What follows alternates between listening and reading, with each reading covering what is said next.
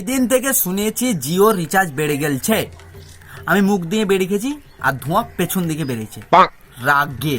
আম্বানিকে বলতে চাই, হাগো আম্বানি চাচা, তা তোমার যখন পয়সা নাই তা তো ধুমধাম করে বিয়ে দিয়ে দরকার তো কি তা তোমার রাস্তা সুস্থ দেবা?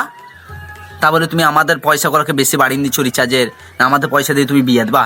তোমার যখন পয়সা নাই তুমি বাড়ির কটা লোক লিবা, ছোট একটা প্যান্ডেল করে বিয়ে দিন দেবা। অত ধুমধাম করার কি দরকার আছে তা?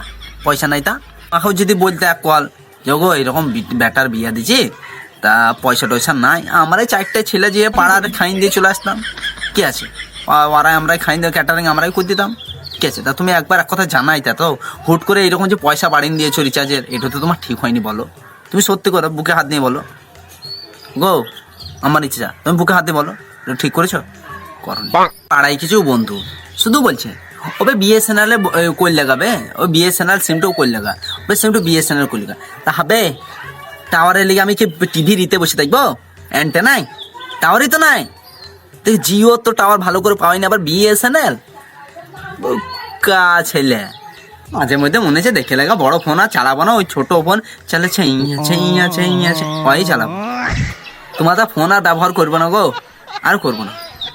আম্বানি চাচা তুমি যদি চাও যে ব্যবহার করুক আমার জিও, তা তুমি রিচার্জটা করে দিও।